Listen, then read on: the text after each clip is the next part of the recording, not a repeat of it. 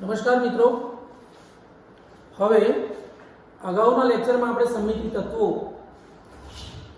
અને સમિતિ ક્રિયાઓનો ખૂબ સવિસ્તર અભ્યાસ કર્યો. એમાં જે થોડી કહેવાની વાતો બાકી રહી ગઈ હતી એ આજે આપણે થોડીક સમજવાનો પ્રયત્ન કરીએ. ખાસ કરીને આરસી તલના પ્રકારો અને એના ઉદાહરણો. આ વાત જે આપણે ચર્ચા કરવાની બાકી રહી ગઈ હતી અને ચર્ચા આજે કરી લઈએ, અને પછી પરીક્ષાલક્ષી થોડી ચર્ચા કરવી છે મારે આ લેક્ચરમાં. એટલે સિમેટ્રી ભણ્યા પછી એનો પરીક્ષામાં પ્રશ્ન કેવી રીતે પૂછાય, તમારે પરીક્ષાની તૈયારી કેવી રીતે કરાય, કેવી પ્રકારના પ્રશ્નો પરીક્ષામાં પૂછાય, તો થોડા પ્રશ્નો, પરીક્ષાલક્ષી પ્રશ્નો ઉદાહરણ સહિત આપણે આ લેક્ચરમાં ચર્ચા કરવા માંગીએ છીએ. જેમાં પહેલો પ્રશ્ન છે કે યોગ્ય ઉદાહરણ આપી સિગ્માની સમજૂતી આપો. યોગ્ય ઉદાહરણ આપી આરસી તલની સમજૂતી આપો. ઘણી વખત પરીક્ષામાં એવો પ્રશ્ન પૂછાય કે આરસી તલ એટલે શું, આરસી તલના પ્રકારો સમજાવો.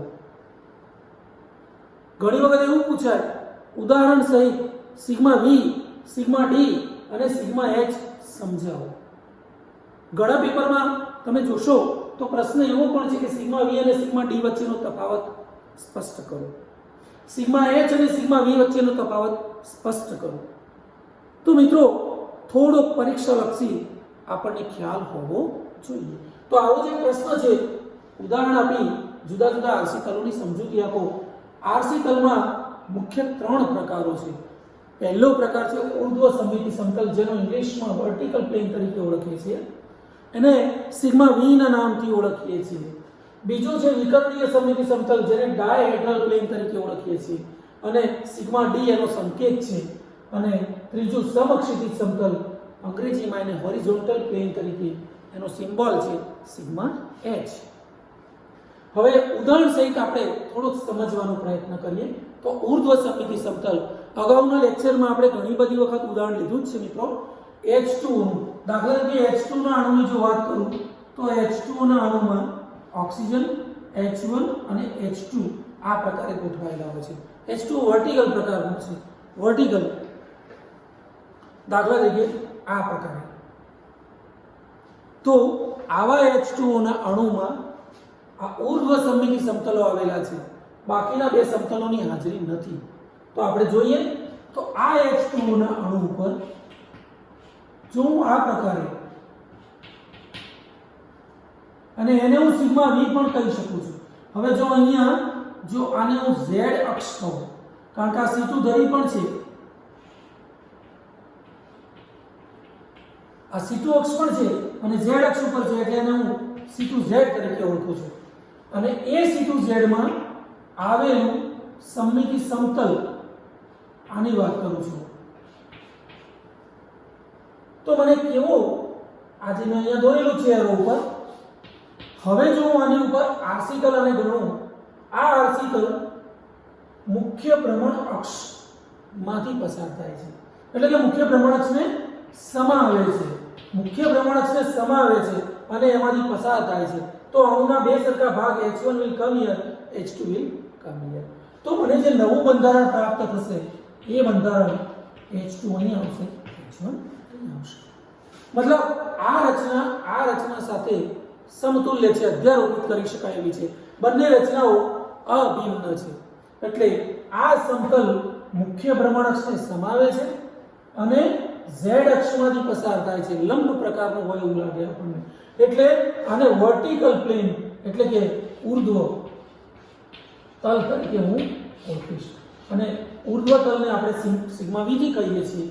તો આવું આ z માંથી પસાર થાય છે, આ અક્ષ y છે અને આ એટલે કે આ x છે, જેને હું અહીંયા દોરું છું. તો મિત્રો આ જે સમતલ છે એ સિગ્મા xz, આ સિગ્મા વી છે, પણ H2 ના કિસ્સામાં સિગ્મા વી નથી ગણાતું, પણ સિગ્મા xz તરીકે ઓળખીએ છીએ. એટલે હું અહીંયા આ સમતલને નામ આપું છું સિગ્મા xz. ખરેખર તો સિગ્મા વી છે, ઉર્ધ્વ સમમિતિ સમતલ જ છે. અને આવું બીજું ઉર્ધ્વ સમમિતિ સમતલ H2 ના અણુમાંથી આ પસાર થાય છે, એટલે કે ઓક્સિજન અને બંને હાઇડ્રોજન ત્રણેયમાંથી પસાર થાય છે અને મુખ્ય ભ્રમણક z તો એમાં છે જ, આમાં પણ z છે, આમાં પણ z છે, એટલે કે મુખ્ય ભ્રમણકને સમાવતું અને ત્રણેય પરમાણુમાંથી પસાર થતું એક બીજું ઉર્ધ્વ સમમિતિ સમતલ છે જેને હું સિગ્મા yz કહીશ. એ પણ સિગ્મા v જ છે. આને હું સિગ્મા v1 કહું તો આને સિગ્મા v2 કહીશ, પણ એનું સ્પેસિફિક નામ સિગ્મા yz કહીશ, કારણ કે આ સમતલ સિગ્મા y એટલે y અક્ષમાંથી અને z અક્ષ તો અંદર છે એટલે z અક્ષ અને y અક્ષને સમાવે છે. આ x અક્ષ અને z અક્ષને સમાવે છે એટલે સિગ્મા xz. જ્યારે આ સમતલ ત્રણેય પરમાણુમાંથી પસાર થાય છે અને y અને z ને સમાવે છે એટલે અહીંયા બીજું એક સમતલ છે એટલે કે સિગ્મા xz અને સિગ્મા yz. તો આવા બે પ્રકારના સિગ્મા ઉર્ધ્વ સમમિતિ સમતલો H2O જેવા અણુમાં આવેલા છે.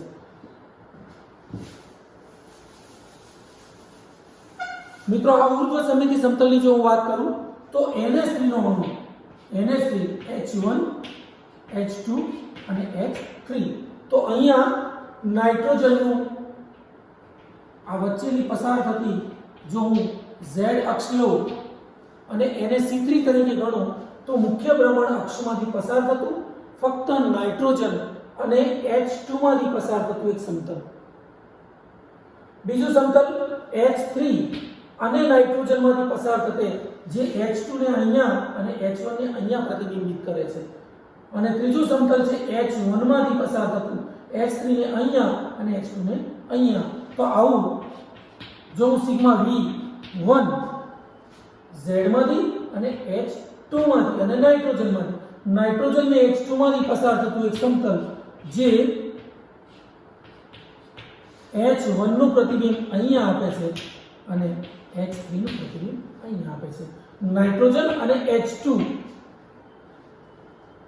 they doesn't change their position. Nitrogen અને H2 ની પોઝિશન બદલતા નથી કારણ કે એ સમતલમાંથી જ પસાર થાય છે. એટલે અહીંયા જો વચ્ચે હું અરીસો મૂકું તો H1 નું પ્રતિબિંબ મને 3 ની જગ્યાએ મળશે, 3 નું પ્રતિબિંબ અહીંયા, અને આ બંને પરમાણુ પોતાનું સ્થાન બદલતા નથી. તો આ થયું સિગ્મા v1.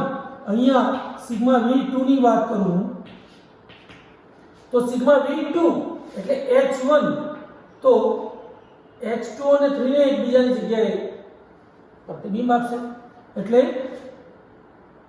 મને નવું પ્રતિબિંબ મળશે. 1 ત્યાંના ત્યાં જ રહેશે, 2 3 ની જગ્યાએ જશે અને 3 અહીંયા આવશે.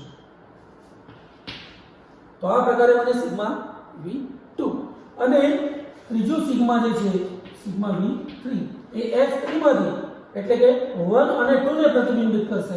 તો નાઇટ્રોજન અને H3 ત્યાંના ત્યાં જ રહેશે, જ્યારે H1 નું પ્રતિબિંબ H2 ની જગ્યાએ અને H2 નું પ્રતિબિંબ H1 ની જગ્યાએ. પણ આ ત્રણેય આરસી દળ ઉપર જો હું સમમિતિ ક્રિયા કરું, પરાવર્તનની ક્રિયા કરું તો મળતા નવા બંધારણ મને મૂળ બંધારણના સમતુલ્ય મળે છે. એટલે આ ઉર્ધ્વ સમમિતિ સમતલ જે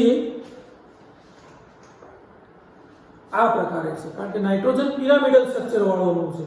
એટલે અહીંયા આપ જોઈ શકો છો સિગ્મા v1 આમાંથી અને નાઇટ્રોજનમાંથી પસાર થતું સિગ્મા v2 અને H3 અને નાઇટ્રોજનમાંથી પસાર થતું સિગ્મા v3 આપ જોઈ શકો છો.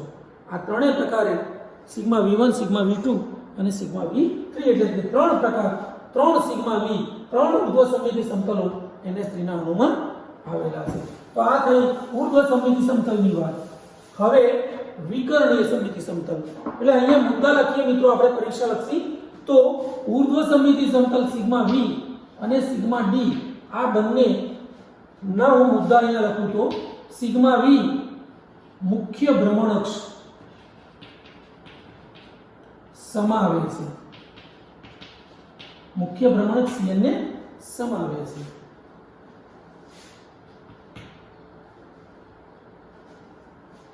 હવે સિગ્મા d ની વાત કરું તો સિગ્મા d પણ મુખ્ય ભ્રમણઅક્ષને સમાવે છે. એનો મતલબ સિગ્મા d અને સિગ્મા v બંનેમાં મુખ્ય ભ્રમણઅક્ષ આવેલી જ છે. જોઈ લઈએ ઉદાહરણ દ્વારા આપણે કે સિગ્મા ડી કેવું હશે, કયા અણુઓમાં હોય. તો દાખલા તરીકે હું PtCl4 ની વાત કરું, Cl1, Cl2, Cl3 અને Cl4. આ એક એવું સમતલીય ચોરસ અણુ છે કે જેમાં સિગ્મા V અને સિગ્મા D બંને આવેલા છે. સિગ્મા H પણ છે, પણ અહીંયા આપણે ચર્ચા કરીશું સિગ્મા V અને સિગ્મા D ની. તો મિત્રો આપણે જાણીએ છીએ અગાઉના લેક્ચરના અભ્યાસના અંતે આપણને ખબર છે કે PtCl4 સમતલીય ચોરસ પ્રકારનો અણુ છે જેમાં PT માંથી અને સમતલને લંબ એવી મુખ્ય ભ્રમણ અક્ષ C4 પસાર થાય છે. આ C4 મુખ્ય ભ્રમણ અક્ષ છે અને એમાંથી પસાર થતું આ સમતલ કે જે Cl1, PT અને Cl3 માંથી પસાર કરીએ તો it will reflect C4 to the position of Cl2 and Cl2 will be transferred on the position of Cl4. આ સમતલમાં જો હું અણુને પ્રતિબિંબિત કરીશ તો Cl4 નું પ્રતિબિંબ મને અહીંયા મળશે, Cl2 નું પ્રતિબિંબ અહીંયા મળશે. એટલે કે આ C2 ધરી છે, આ બીજી C2 ધરી છે, પણ આ બંને C2 ધરી અને એમાંથી જો હું સમતલ પસાર કરું તો આ સમતલ મુખ્ય ભ્રમણ અક્ષને સમાવે છે અને અણુના બે સરખા ભાગ કરે છે જે સમતુલ્ય રચના આપે છે.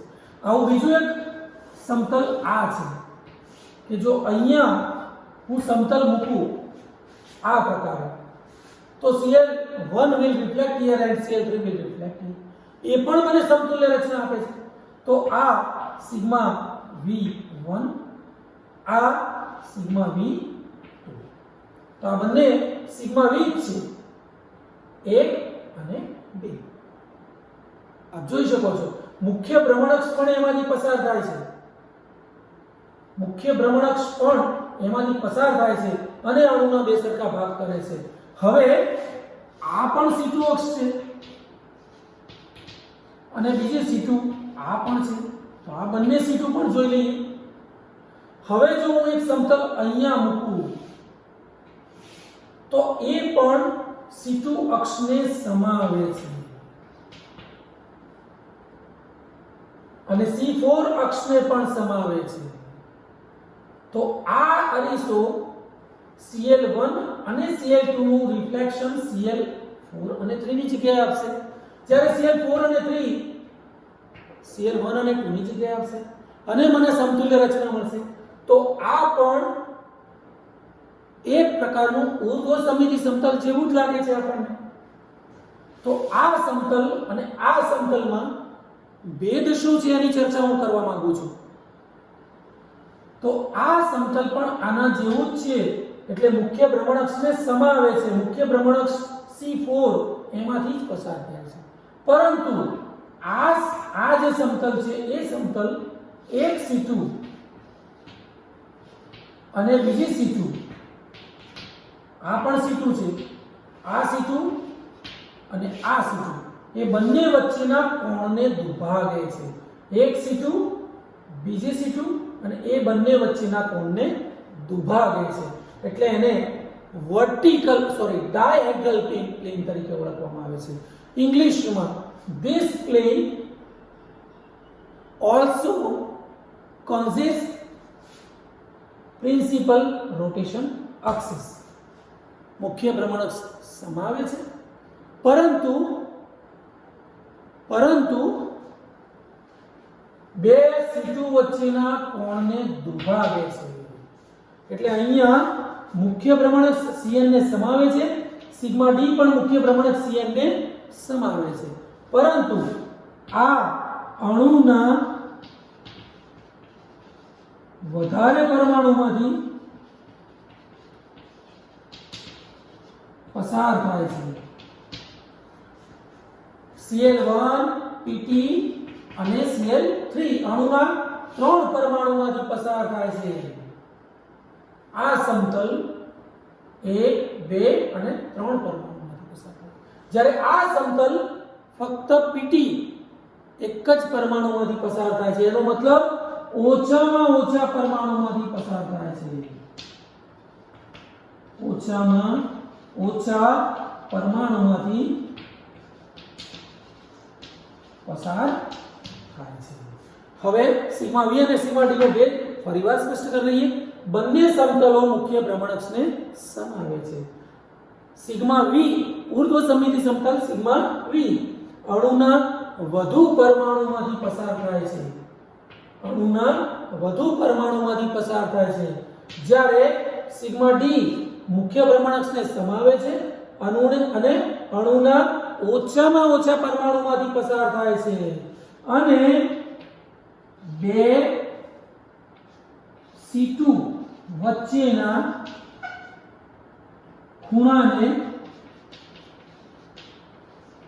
દુભાગે છે. 2 C2 વચ્ચેના કોણને દુભાગે છે, એટલે એને ડાયહેડ્રલ પ્લેન તરીકે ઓળખવામાં આવે છે.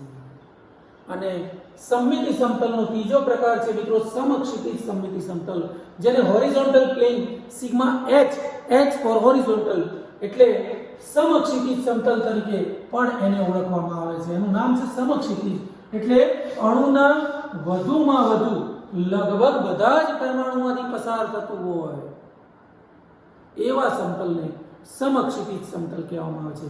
ખાસ કરીને સમતલીય આકાર ધરાવતા દરેક અણુઓમાં સમક્ષિતિજ સમતલ સિગ્મા h હોય છે. એટલે પીટી અને 4 Cl પરમાણુમાંથી પસાર થતું સમક્ષિતિજ સમતલ. દાખલા તરીકે આપણે એક ચોરસ ટેબલની કલ્પના કરીએ. ટેબલના વચ્ચે કેન્દ્ર સ્થાને પીટી હોય અને ટેબલના 4 ખૂણા ઉપર Cl 1 2 3 અને 4 હોય, તો ટેબલના સમતલમાંથી પસાર થતું સમક્ષિતિજ સમતલ, જેને આપણે સિગ્મા h તરીકે ઓળખીએ છીએ. સિગ્મા h અણુના બધા જ પરમાણુઓ અથવા વધુમાં વધુ પરમાણુઓને સમાવતું સમક્ષિતિજ સમતલ છે. તો મિત્રો આ સમતલને આપણે સિગ્મા h તરીકે ઓળખીશું. 1 અને 2 આ બંને C2 માંથી પસાર થતા સિગ્મા વી છે અને આ સમતલો જે છે એ સિગ્મા ડી પ્રકારના છે. તો આવો આ પ્લેટિનમનો સરસ મોલેક્યુલ જે સમતલીય ચોરસ આકાર ધરાવે છે, એમાં સિગ્મા ડી, સિગ્મા વી અને સિગ્મા h ત્રણેય પ્રકારના આપણે આરસી તલો શીખી શકીએ છીએ. હવે બીજા એક પ્રશ્નની ચર્ચા કરું. પરીક્ષામાં ઘણી બધી વખત પૂછાય એવો એક અગત્યનો પ્રશ્ન છે, જે છે યોગ્ય ઉદાહરણ આપી dn ની સમજૂતી આપો. યોગ્ય ઉદાહરણ આપી dn ની સમજૂતી આપો. dn એટલે શું? ફરીવાર હું PTCl4 નું ઉદાહરણ લઈશ. PTCl1 Cl2 Cl3 અને Cl4. મિત્રો સમતલીય ચોરસ અણુ PTCl4. આપ જાણો છો સૌથી પહેલા ભ્રમણ અક્ષ નક્કી કરવી. અગાઉ પણ મેં વાત કરી હતી કે જે વિદ્યાર્થી મિત્રો those who can image very fine,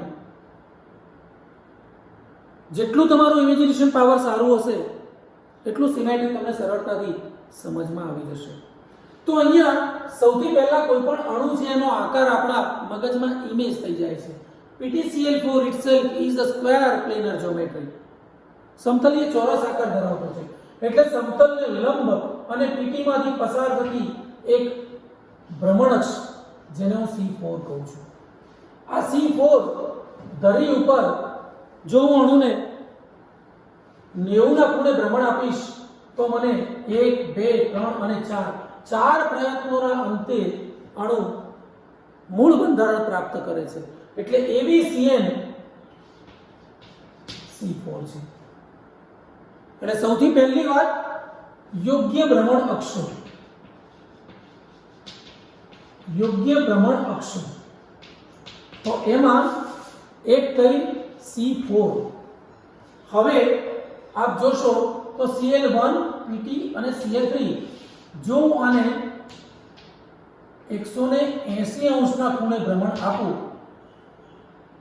તો Cl2 will come here, Cl4 will come here.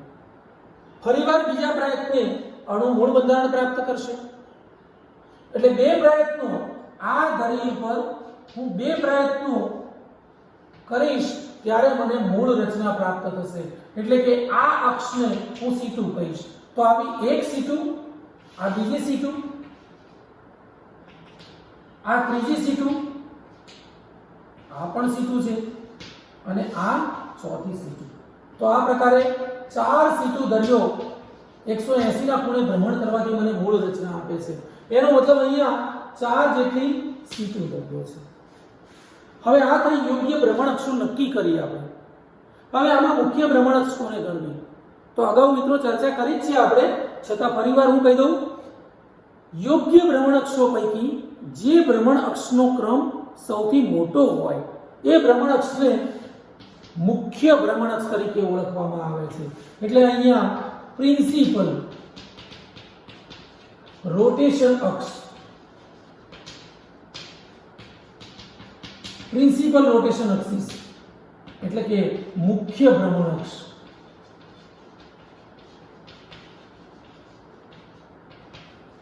તો સૌથી વધુ ક્રમની આ ઓછા ક્રમની છે C2 છે અને આ C4 પ્રકારની છે.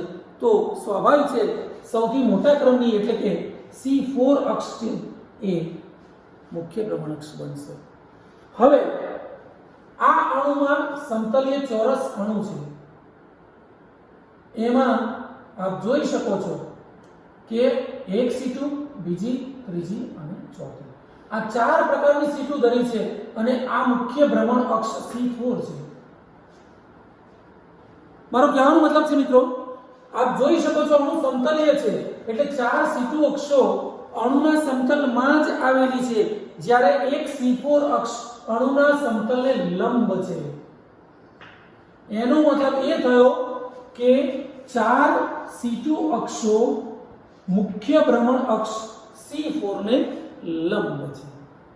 તો અહીંયા મુખ્ય ભ્રમણ અક્ષનો ક્રમ 4 જેટલો છે અને ગૌણ ભ્રમણ અક્ષો C2 ની સંખ્યા, ગૌણ ભ્રમણ અક્ષો C2 અને એની સંખ્યા પણ 4 જેટલી છે. એનો મતલબ એવો થાય કે જે અણુઓમાં મુખ્ય ભ્રમણ અક્ષ Cn ના ક્રમ જેટલી બીજી n C2 અક્ષો આવેલી હોય અને એ n જેટલી C2 અક્ષો જો મુખ્ય ભ્રમણ અક્ષને લંબ હોય, when n C2 perpendicular to the principal rotation axis Cn, then principal rotation axis Cn becomes Dn. આપ જોઈ શકો છો જે અણુઓમાં મુખ્ય ભ્રમણ અક્ષ ના ક્રમ જેટલી n જેટલી સંખ્યામાં બીજી C2 અક્ષો લંબ આવેલી હોય, એટલે કે મુખ્ય ભ્રમણ અક્ષના ક્રમ n જેટલી જ n C2 અક્ષો મુખ્ય ભ્રમણ અક્ષને લંબ આવેલી હોય તો એવા અણુમાં આવેલી મુખ્ય ભ્રમણ અક્ષ Cn ને Dn તરીકે ઓળખવામાં આવે છે. દાખલા તરીકે PtCl4 ના અણુમાં 4C4 મુખ્ય ભ્રમણ અક્ષ છે અને 4 જેટલી C2 અક્ષો એને લંબ તરીકે આવેલી છે. એનો મતલબ 4C2 લંબ C4 છે, એટલે કે PtCl4 માં Cn C4 ને આપણે D4 તરીકે ઓળખીશું. PtCl4 માં C4 ને D4 તરીકે. હવે બીજું ઉદાહરણ લઈએ આપણે BCl3 નું. Cl1, Cl2 અને Cl3. મિત્રો જોઈ શકો છો અહીંયા BCl3 નો અણુ પણ સમતલીય ત્રિકોણ જ છે. 120 ના 3 ભ્રમણ આપીશ ત્યારે આનું મૂળ બંધારણ પ્રાપ્ત કરશે. એનો મતલબ સમતલીય ત્રિકોણને લંબ મુખ્ય ભ્રમણ અક્ષ અહીંયા C3 છે. એટલે યોગ્ય ભ્રમણ અક્ષો પૈકી એક C3 છે. જ્યારે સમતલમાં જ ત્રિકોણમાં જ આવેલી Cl1 અને બોરોનમાંથી પસાર થતી આ જે ધરી છે એને હું C2 કહીશ. આ ધરી ઉપર જો હું 180 નું ભ્રમણ આપું તો Cl3 will come here, Cl2 will come here અને નવી જે રચના મને મળશે એ રચના સમતુલ્ય હશે. એટલે કે એક C2 આ બીજી C2 અને આ જે છે એ બીજી C2. તો આવી 3 C2 કોણ છે અહીંયા? તો 3 જેટલી C2 પણ છે. અને આ પરિસ્થિતિમાં 3 જેટલી C2 એક C3 એટલે ઊંચા ક્રમવાળી C3 છે. એટલે C3 ને આપણે મુખ્ય ભ્રમણ અક્ષ તરીકે ઓળખીએ છીએ. અને એના ક્રમ જેટલી જ બીજી 3 C2 અક્ષો એને લંબ આવેલી છે. એટલે કે BCl3 માં C3 D3 તરીકે ઓળખવામાં આવે છે. તો આ પ્રકારે મિત્રો ઘણા બધા ઉદાહરણથી તમે ઘરે બેસીને પ્રેક્ટિસ કરી શકો છો કે CN DN ક્યારે બને. પરીક્ષામાં પ્રશ્ન પૂછાય કે યોગ્ય ઉદાહરણ આપી DN ની સમજૂતી આપો. તો DN અક્ષની સમજૂતી આપવા માટે very best example PTCl4 and BCl3 I have already discussed, but you can do practice at your home by taking many more examples. ઘણા બધા ઉદાહરણ લઈ અને તમે ઘરે પ્રેક્ટિસ કરશો તો ડેફિનેટલી આપ આમાં નિપુણ થઈ શકશો. મિત્રો થેન્ક યુ.